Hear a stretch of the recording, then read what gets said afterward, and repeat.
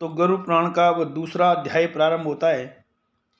तो गरुड़ जी बोले कि हे भगवान, यमलोक का मार्ग कितना दुखदाई है, जिस पर चलकर पापी जन यमलोक पहुँचते हैं।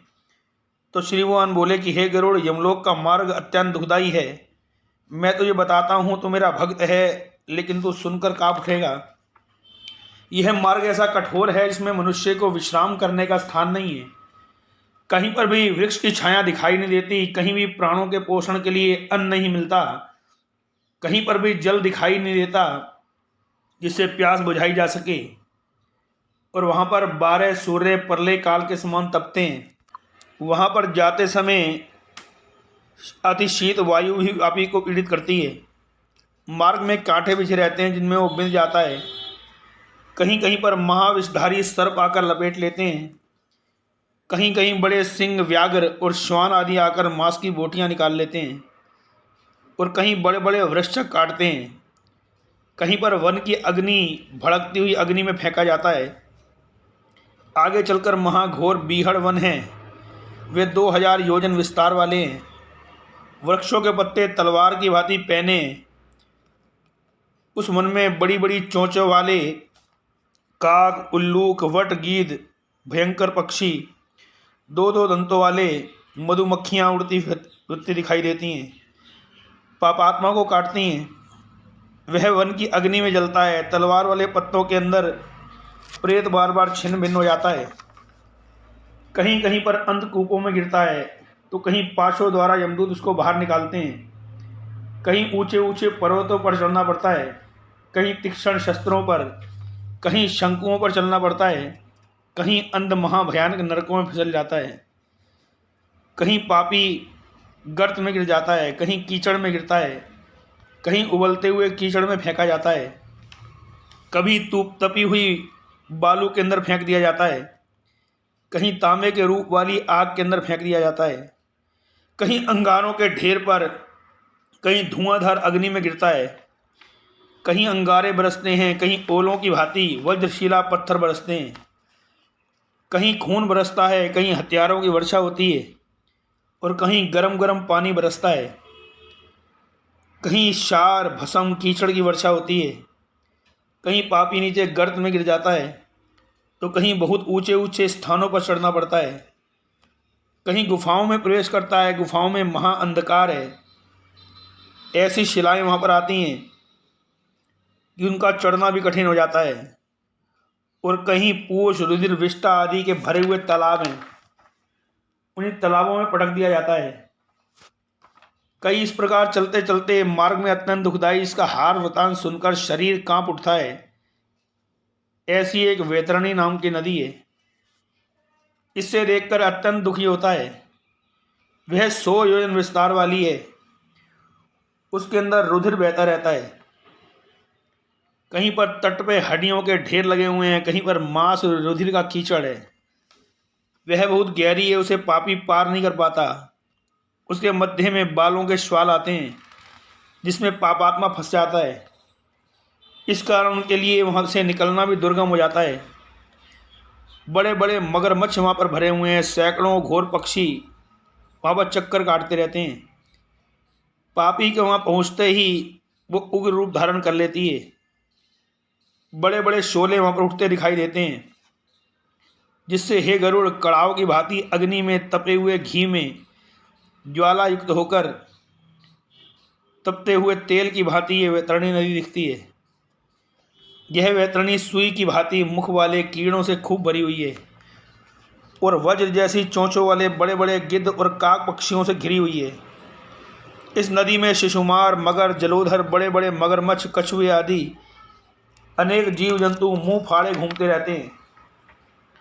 उनमें ज्यों ही पापी गिरता है त्यों हाहाकार करने लग जाता है। हाय भ्राता, हाय पुत्र, हाय पिता आदि के वचन बोलने लग जाता है। साथ ही उनको भूख प्यास भी बड़ी व्याकुल करती है। बहुत से उस खून को, उस पीक को, विष्टा को ही खा जाते हैं। वह नदी अत्यंत विकराल है, खूब गर्जना करने वाली है। अत्यंत भयप्रद होने के कारण उसको देखना भी कठिन हो जाता है। पापी उसे देखते ही मूर्छित हो जाते हैं। उसके भीतर जाने पर बड़े बड़े रक्षक और बड़े बड़े सांप उस पापी को लपेट लेते हैं। उस पापियों की रक्षा करने वाला वहाँ पर कोई होता नहीं है। उसे नदी के भीतर सैकड़ों हजारों चक्कर लगाते लगाते पापी पाताल में चला जाता है और क्षण भर वहाँ पर रहकर फिर ऊपर आ जाता है। हे पक्षीराज, ऐसी नदी पापियों के लिए बनाई गई है जिसका कोई पार दिखाई नहीं देता। यह बहुत दुखदाई है। इस प्रकार पापी जन अत्यंत दुखदाई और कलेशों को भोगते हुए इस याम मार्ग को देखकर रोते चिल्लाते रहते हैं, लेकिन उसके ऊपर दया करने वाला कोई नहीं है। कुछ पाशों से बंधे हुए, अंकुशों से घिरे हुए, जिनके पीठ के ऊपर शस्त्र बने हुए हैं, मार मार कर चलाए जा रहे हैं। कई पापियों के तो नाक के अंदर रस्सी डाल दी जाती है, कईयों के कानों में रस्सी डाल दी जाती है। काल पाशों में बड़ी बड़ी काक पक्षियों द्वारा उसको खींच खींच के पीटते हुए चलाया जाता है। कोई एक पापी की हाथ पैरों को ग्रीवा, भुजा आदि को जंजीरों से बांध देते हैं और कईयों के सिर पर लोहे का भार रखकर जबरदस्ती पीटते हुए उनको चलाया जाता है। बहुत से पापियों को यमदूत मुद्गरों से पीटते हैं। मुख से रुधिर निकल जाता है, उसी रुधिर का भक्षण कर जाते हैं।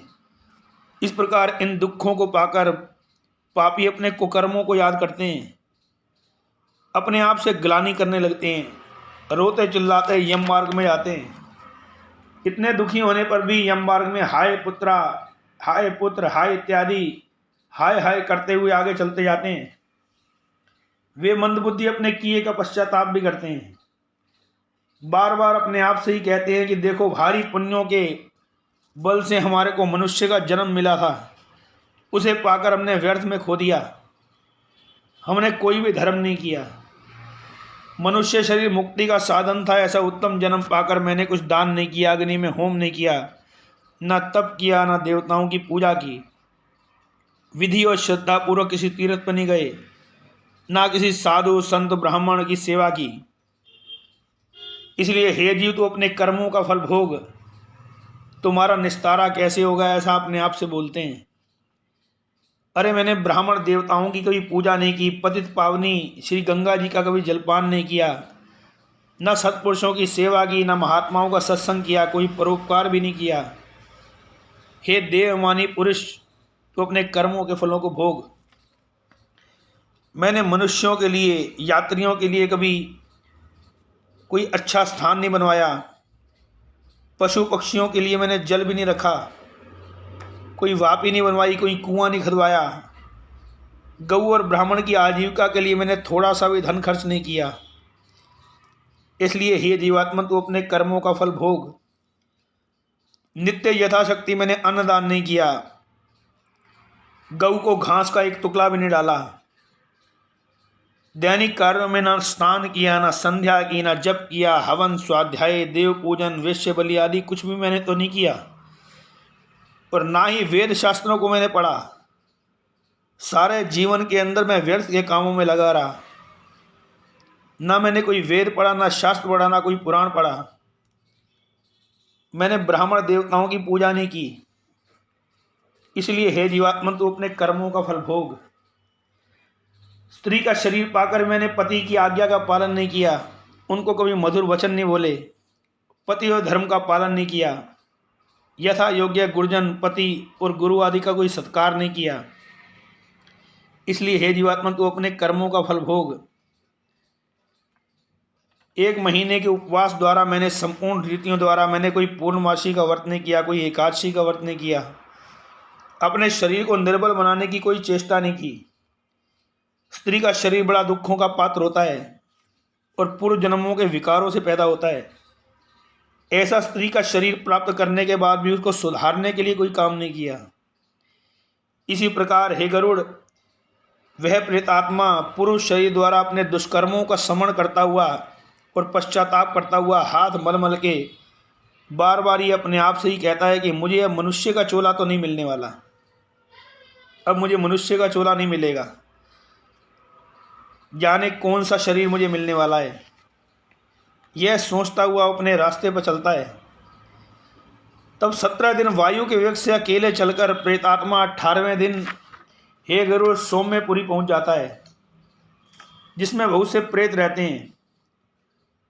वहां पर पुष्पभद्रा नदी है। पुरदर्शन नाग्योध्र नाम का राजा है। यहाँ पर पहुंचकर यमदूत थोड़ा विश्राम कराते हैं। जहाँ वह प्रेतात्मा अपने स्त्री पुत्र आदि बंधु बानुओं को स्मरण करके दुखी होता है, वहाँ संबंधी नौकर चाकर आदि स्मरण करके जब वह गहरी चिंता में पड़ता है तो वहाँ पर यमदूत इकट्ठा होकर उसे कहने लगते हैं कि हे प्रेत, तुझे अपने स्त्री पुत्र धन बंधु बांधव याद आ रहे हैं? कोई किसी का नहीं है, अपने कर्म ही साथ चलते हैं और उनको स्वयं भोगना पड़ता है। यमपुर के मार्ग को चलो। हे परलोक में जाने वाले पथे, तुम यमराज के यम के दूतों के बल को जानते नहीं हो। समझते हो कि यमराज दंड नहीं देंगे, उनको तो क्षमा करना आता ही नहीं है। वहाँ पहुँचना तुम्हारे लिए निश्चित है। इस लोक के मार्ग में कोई क्रय विक्रय नहीं चलता। अरे प्रेत, यम मार्ग में मृत्यु लोक में तो बहुत प्रसिद्ध था। बालक से लेकर वृद्ध सब जानते हैं। क्या ब्राह्मणों और पुराणों की कथा के अंदर तुमने इनका नाम नहीं सुना? ऐसा कहकर यमदूत उसको मुदगरों से पीटने लगते हैं। तब उसके गिरते ही बलपूर्वक उसको खींचकर घसीट कर चलाया जाता है। इस पुर के अंदर विश्राम पाकर प्रेत के बेटे पोते स्नेह से जो मासिक पिंड का दान करते हैं उसे मिलता है। तदंतर वो सोरीपुरी जाता है, जिसका काल रूपी जंगम नाम का राजा है। जो ही जीव उसे देखता है भय से कांप उठता है और वहाँ पर कुछ देर सुस्ताने की इच्छा करता है। उस पुर में पहुंचकर प्रेत के पोते पुत्र आदि उसको स्नेह से त्रैमासिक पिंड का दान करते हैं। उस अन्न संयुक्त जल को ग्रहण करता है, फिर वहाँ से चल पड़ता है। तब वह प्रेत अत्यंत शीघ्र नागेंद्र भवन में पहुंच जाता है। वहाँ पर बड़े बड़े विकट वन हैं। उसे देखकर प्रेत हृदय शून्य हो जाता है और दुखी होकर रोने लगता है। वहाँ पर यमदूत उसको बांधकर निर्दयता से फिर खूब पीटते हैं। वह रोता है, बार बार चिल्लाता है। इसी प्रकार 2 माह बीत जाने पर बहुत दुखी होकर अगले पुर में प्रवेश करता है। वहाँ बांधवों द्वारा पिंड, जल, वस्त्र आदि जो कुछ भी उसके लिए दान किया होता है यमदूत उसके आगे रख देते हैं। उसे प्राप्त करके फिर खिंचता हुआ आगे चलता है। तीसरे महीने में गंधर्वपुर पहुंच जाता है। वहाँ पर उसको त्रैमासिक पिंड की प्राप्ति होती है। उसे भोग कर आगे चलने लगता है। चौथे महीने शैलागमपुर में पहुंच जाता है। वहाँ पर पहुंचकर प्रेत के ऊपर पत्थरों की खूब वर्षा होती है, जहाँ उसे चतुर्मासिक पिंड की प्राप्ति होती है। उसे भोग कर कुछ सुखी होता है। तब वह प्रेत 5वें महीने क्रोशपुर पहुँच जाता है। वह बानुओं के हाथों से दिया हुआ पंचमासिक पिंड प्राप्त करता है। तत्पश्चात वो क्रूरपुर की तरफ चल देता है। तब उस प्रेत के 5.5 महीने में ही उसको क्षमाष्टिक भी कहा जाता है, पूरा हो जाता है। उस क्षमासी में बानुओं द्वारा दिया हुआ घट का दान जाने वाले जीव को प्राप्त होता है। छिमासी के दिन घट दान से प्रेत को आधा मुहूर्त 1 घड़ी का विश्राम मिलता है। उसे पाकर फिर यमदूतों द्वारा चलने के लिए फिर बाध्य हो जाता है। वह कांपता हुआ अत्यंत दुखी होकर वहाँ से आगे चल देता है। फिर चित्रभुवनपुर में यमराज के छोटे भाई विचित्र नाम के राजा का राज्य है। ये बड़े मोटे शरीर वाला है। उसको देखकर डर से भागने लगता है। तब उसके सामने नदी पार कराने के लिए मल्लाह आ जाते हैं और कहते हैं कि हे प्रेत, ये वैतरणी नदी है, अर्थात वितरण करना, शास्त्रवेता मुनियों के कथानुसार दान करना, जिसके प्रभाव से वैतरणी नदी से पार जाया जा सकता है। इस नदी का नाम वैतरणी है। हम तुम्हें उसके पार पहुंचा देंगे। हम नाव भी लाए हैं, लेकिन ये नाव तुम्हें तब मिलेगी जब तुमने अपने जीवन काल के अंदर गऊ का दान किया होगा, या तुमने गऊ के निमित्त कुछ भी किया हो तो हमें बतलाओ, हम तुम्हें नाव के अंदर बिठला के ले जाएंगे। उस समय प्रेत नदी को देखता है। वो आग के ऊपर चढ़े हुए तेल की भांति उबलती हुई दिखती है। प्रेत उस नदी को देखकर चिल्ला उठता है और अपने आप को कोसने लगता है कि मैंने जीवन काल के अंदर गऊ के निमित्त कुछ क्यों नहीं किया। तब यमदूत आकाशचारी होकर मछली फंसाने वाले कांटे के अंदर उस पापी को फंसाकर नदी के भीतर से ले जाते हैं और आप तो आकाशचारी होकर जाते हैं। उसके बाद छमासिक पिंड की जीव को प्राप्ति होती है, उसे भक्षण करके फिर वो आगे चलता है। छमासी पिंड की तृप्ति होने के बाद भूख प्यास से व्याकुल वो दुखी होता हुआ चलता है। 7वें महीने लगने पर ब्रह्मत्पुर पहुंच जाता है। वहां पुत्र पौत्रों द्वारा दिए हुए 7वें महीने के पिंड को भोगता है। वहां से चलकर दुखदपुर की तरफ जाता है, जहां पक्षियों की भांति आकाश मार्ग में उसको उड़ना पड़ता है। कहीं पर खड़े होने तक का स्थान नहीं है। 8वें महीने दान पिंड को वहां से भक्षण करके फिर आगे चलता है। 9वें महीने की समाप्ति पर नाना कुंदनपुर पहुंच जाता है। वहां प्रेत अनेक प्रकार के चिल्ला चिल्ला कर डराते हुए जीवों को देखकर स्वयं ज्ञान शून्य हो जाता है और दुख के मारे खुद भी चिल्लाने लगता है। वहां से यमदूतों द्वारा भेजे हुए 10वें माह के पिंड को कष्टपूर्ण भोगने के बाद स्वतत्व भवन में पहुंच जाता है, जहां पिंडदान आदि का जल ग्रहण करके 11वें महीने की समाप्ति पर वो रौद्रपुर में पहुंच जाता है। उससे पुत्र पौत्र आदि 11वें महीने के पिंड को जो उसके पुत्र पौत्र आदि दिए होते हैं प्राप्त करता है। फिर 11.5वें महीने पर प्यवरणपुर पहुंच जाता है। वहां प्रेतों पर दुखदाई मेघ खूब गर्जना करते हैं। उस पुर में प्रेत दुखी होकर न्यूनतम पिंड को भोगता है। वर्ष के व्यतीत हो जाने पर शिताड्य नाम के नगर में पहुंचता है। उसका नाम शिताड्य इसलिए है कि वहाँ पर साधारणतः यहाँ से 100 गुना ज़्यादा ठंड पड़ती है। वहाँ उस प्रेत को जाड़ा बड़ा दुखी करता है, भूख व्याकुल करती है। तब वह 10 दिशाओं में इधर उधर देखकर कि कोई मेरा बंधु इस समय मेरे काम आ जाए, जो मुझे इस दुखों से बचा लेवे, यह सोचने लगता है। तब यमदूत उसको कहते हैं कि हे प्रेत, तुम में ऐसे पुण्य कहाँ कि इन दुखों से तुम्हारा छुटकारा हो जाए। तब वह 12वें माह के पिंड को भोगकर कुछ धैर्य पाता है और वर्ष पूरा हो जाने पर यमदूत उसको यमपुरी के निकट बहुभीतिपुर में पहुंचा देते हैं। तब वहाँ जाकर पिंडों द्वारा निर्मित 1 हाथ जितने शरीर को त्याग कर फिर वह अंगूठे जितना बन जाता है। हे गरुड़, अंगूठे जितना बनने के बाद वायु में प्रेत जीव कर्म भोगने के लिए यम यातना वाले शरीरों में आ जाते हैं। फिर शरीरधारी प्रेत को यमदूत पकड़कर फिर आगे ले जाते हैं। हे कश्यप नंदन गरुड़, जिन लोगों ने अपने अंत को सुधारने के लिए और परलोक को सुधारने के लिए अपने जीवन में कुछ भी अपने हाथ से दान नहीं किया, वो इसी प्रकार कष्टों को भोगते हुए यमपुरी में जाते हैं। धर्मराज जी धर्मपुरी के अंदर बैठे हैं। धर्मराज की पुरी में जाने के 4 दरवाजे हैं। भगवान कहते हैं कि उसमें दक्षिण के दरवाजे का जो हाल वर्तान था वो सब कुछ मैं तुम्हें सुना दिया, और यह भी सुना दिया कि इस प्रकार कष्ट और महाघोर भूख प्यास थकान से पीड़ित होकर पापी दक्षिणी मार्ग से यमपुरी में जाता है। हे गरुड़, अब तुम्हारी और क्या सुनने की इच्छा है? तो गरुड़ पुराण का ये दूसरा अध्याय समाप्त हुआ। बोलो नारायण भगवान की जय। श्रीमन्नारायण नारायण नारायण, श्रीमन्नारायण नारायण नारायण, भजमन नारायण नारायण नारायण, भजमन नारायण नारायण नारायण। बोलो नारायण भगवान की जय। बोलो गरुड़ भगवान की जय।